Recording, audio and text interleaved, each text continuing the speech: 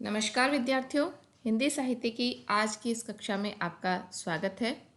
विद्यार्थियों, इससे पूर्व की कक्षा में हमने हिंदी साहित्य के प्रारंभिक काल और उसके प्रथम काल के सीमांकन के संबंध में अध्ययन किया था और विभिन्न विद्वानों के मतों के अध्ययन के पश्चात ये तर्क स्थापित किया कि हम हिंदी साहित्य का प्रारंभ जब अपभ्रंश के साहित्यिक रूप से जो भाषा थोड़ी विलग हो रही थी और उसकी प्रवृत्ति वर्तमान हिंदी के करीब करीब पहुंच रही थी और जिससे आगे चलकर नाच साहित्य और भक्तिकालीन साहित्य प्रभावित होता है, उस भाषा से हम हिंदी साहित्य का प्रारंभ स्वीकार कर सकते हैं। और वह प्रारंभिक सीमा हम जो स्वीकार करते हैं वह लगभग 8वीं शताब्दी ईस्वी से निश्चित करते हैं। और उसी प्रकार से इस प्रथम काल का सीमांकन या अंतिम समय हम शुक्ल जी के अभिमत से 1318 ईस्वी के बाद 2-3 शताब्दी तक हम आदिकालीन या प्रथम जो काल है हिंदी साहित्य का, वहाँ तक इसका समय मान सकते हैं। आज हमारे इस कक्षा का विषय है कि हम हिंदी का प्रथम कवि किसे माने। ये प्रश्न उपस्थित होता है कि जब हमने सिद्धों की प्रारंभिक रचनाओं से हिंदी साहित्य का प्रारंभ मान लिया तो उन सिद्धों में हम प्रथम किसे माने। इस संबंध में भी विद्वानों में विभिन्न मतांतर है, जिसके बारे में हम आज अध्ययन करेंगे। इसमें सबसे पहले हम देखते हैं कि जो शिव सिंह सेंगर है, जिन्होंने शिव सिंह सरोज लिखा, उन्होंने हिंदी का प्रथम कवि जो माना है वह पुष्पदंत, और जिसका समय उन्होंने 613 ईस्वी स्वीकार किया है, वह इन्हें हिंदी का प्रथम कवि मानते हैं।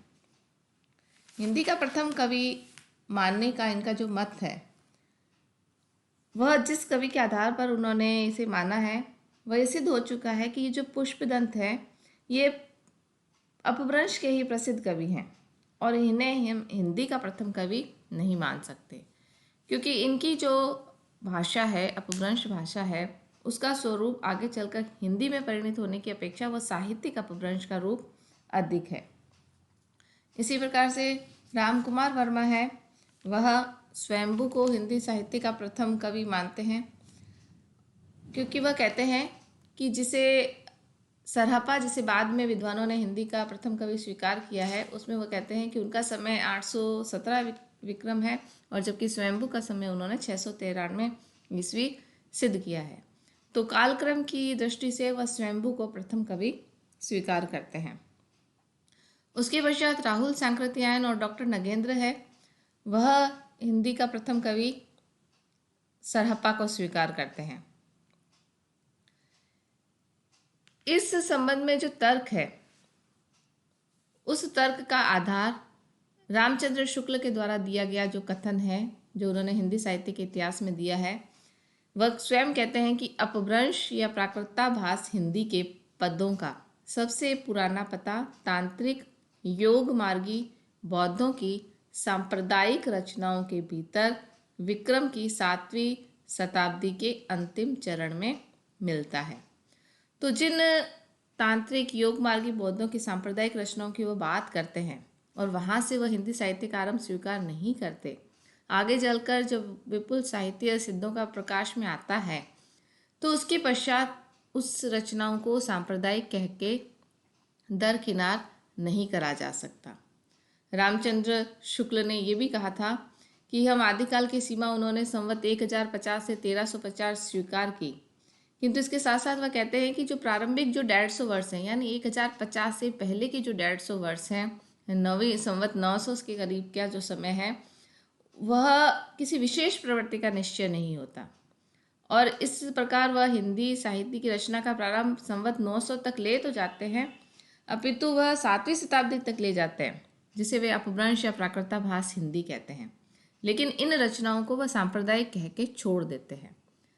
लेकिन आगे के विद्वानों के द्वारा जो विभिन्न सामग्री प्रकाश में आई, उसके पश्चात इन रचनाओं को सांप्रदायिक कह के ठहराना या इसे साहित्य के इतिहास से अलग करना संभव नहीं है। इसी प्रकार से चंद्रधर शर्मा गुलेरी हैं, वह राजा मुंज को हिंदी साहित्य का प्रथम कवि स्वीकार करते हैं। हजारी प्रसाद द्विवेदी हैं, वह अब्दुल रहमान, जिनका समय 12वीं सदी के आसपास है, उसे वह हिंदी का प्रथम कवि स्वीकार करते हैं। गणपति चंद्रगुप्त हैं, वह हिंदी का प्रथम कवि शालिभद्र सूरी को, जैन कवि शालिभद्र सूरी को स्वीकार करते हैं और उसका समय वह 1184 ईस्वी के करीब मानते हैं। डॉक्टर बच्चन सिंह ने अपने हिंदी साहित्य के इतिहास में विद्यापति को प्रथम कवि हिंदी का सिद्ध किया है, मिश्र बंधु चंद्रबरदाई को। लेकिन जो सर्वमान्य मत है वह सरहप्पा के संबंध में ही है। सरहप्पा के पक्ष में जो तर्क दिए गए हैं उसमें रामचंद्र शुक्ल का जो वक्तव्य है कि जब वह हिंदी साहित्य का आदिकाल 150 वर्ष जितना वह स्वीकार करते हैं उससे भी 150 वर्ष आगे, और प्रारंभिक रचनाओं का समय तो वो 7वीं शताब्दी तक ले जाते हैं। दूसरा ये कि आगे चलकर उन्होंने जिन सांप्रदायिक रचनाओं को साहित्य में शामिल होने से करने से इनकार किया, उस पर भी बहुत अधिक विद्वानों ने तर्क दिए कि फिर इसके अनुसार तो भक्ति काल का संपूर्ण साहित्य ही हमारे साहित्य से बाहर हो जाएगा, तो सरहप्पा जैसे सिद्धों की रचनाओं को हम दरकिनार नहीं कर सकते। इन विभिन्न मतों के पश्चात राहुल सांकृत्यायन के द्वारा दिया गया 7वीं शताब्दी का जो मत है, जो सर्वमान्य मत है, वह सरहप्पा को ही स्वीकार करने का बनता है। ये जो सरहप्पा है वह 84 सिद्धों में से एक है। इनके जन्म स्थान के संबंध में निश्चित रूप से ज्ञात नहीं है। मूल नाम इनका राहुल भद्र था। इनकी रचना का नाम दोहा कोश है और ये पाल वंश के शासक धर्मपाल के समकालीन थे।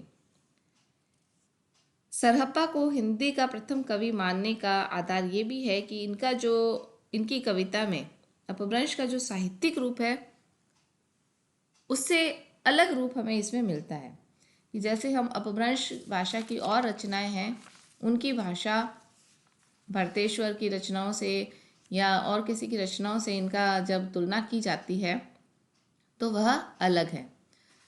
7वीं शताब्दी से 12वीं शताब्दी या उसके बाद पाई जाने वाली जो समस्त अपभ्रंश भाषा की रचनाएं, उनमें अंतर है।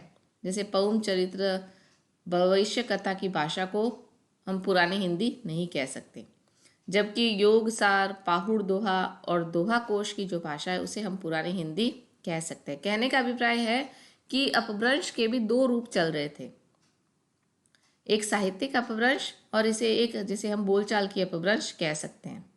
7वीं शताब्दी से ही शिष्ट या परिनिष्ठित अपभ्रंश के साथ समानांतर रूप से जो एक भाषा प्रवाहित थी, जिसे हेमचंद्र ने ग्राम्य भाषा कहा है, उससे हम हिंदी साहित्य का प्रारंभ मान सकते हैं। लेकिन आदिकाल के आरंभ की सीमा के लिए ये जानना हमारे लिए बहुत अधिक जरूरी है कि वह कौन सी रचना है जिसे हिंदी की मानी जाए और इस संबंध में प्रथम कौन सी है। तो राम कुमार वर्मा का ये कथन इस संबंध में उचित लगता है कि हिंदी का आरंभ हम मगही भाषा में उन सिद्धों की कविता में हुआ जिन्होंने बौद्ध धर्म वज्रयान का सिद्धांत का प्रचार 8वीं शताब्दी से करना प्रारंभ किया। ये सरहप्पा, सबरपा, लुईपा, कण्हप्पा, शक्तिपा, ये सभी सिद्धों के नाम हैं। और सरहप्पा का समय राहुल जी ने संवत 817 और विनय तोष आचार्य ने 690 बताया है। और सिद्धों की रचनाओं से ही हम हिंदी का अपनी भाषा हिंदी का आरंभिक रूप मान सकते हैं। सरहप्पा हिंदी के प्रथम कवि मान सकते हैं। इनके दोहा कोश में संकलित जो दोहे हैं वह हिंदी के स्वरूप की दृष्टि से, प्रवृत्ति की दृष्टि से भी आगे की विकसित हिंदी के साथ उनका मिलान किया जा सकता है। जैसे उनका एक प्रसिद्ध दोहा है, जह मन पवन न संचरई, रवि शशि नाह प्रवेश, तही वट चित्त विश्राम करूं, सरह कहिय उवेश। तो इस अपभ्रंश का ये जो रूप है ये बहुत कुछ हिंदी के निकट है और इसलिए हम इसे सरहप्पा से हिंदी का प्रारंभ हम स्वीकार कर सकते हैं। वर्ण, विषय और चेतना की दृष्टि से भी, भाषा के स्वरूप की दृष्टि से भी सरहप्पा की रचनाओं में हमें हिंदी साहित्य के जो प्रारंभिक रूप है वह मिलता है। 84 सिद्धों की काव्य चेतना के अनेक तत्व नाथ संप्रदाय की काव्य चेतना में सम्मिलित होते हैं और आगे चलकर वह भक्ति काल की या भक्ति काव्य की आधार भूमि भी तैयार करते हैं। सरहप्पा की काव्य परंपरा में विकसित नाथ पथ का जो हठयोग है वह कबीर के काव्य में और अधिक पुष्पित होता है, पल्लवित होता है, और सरहप्पा के काव्य की आदि स्थिति को हम नकार नहीं सकते। साहित्यिक अपभ्रंश से जो साहित्य विकसित हुआ उस पर सरहप्पा का उतना प्रभाव नहीं है जितना नाथ साहित्य और संत साहित्य पर है। एक तीसरा आधार और है जिसे हम सरहप्पा को हिंदी का प्रथम कवि स्वीकार कर सकते हैं, वह शैली की परंपरा का। सरहप्पा ने भी दोहा और पदों की शैली को अपनी कविता में प्रयुक्त किया और वही शैली उनके बाद भी सभी हिंदी कवियों ने परंपरा के रूप में अपनाई है। हिंदी मुक्तक काव्य में दोहा सबसे अधिक प्रिय छंद रहा, अतः सभी दृष्टियों से हम सरहप्पा को हिंदी का प्रथम कवि मान सकते हैं।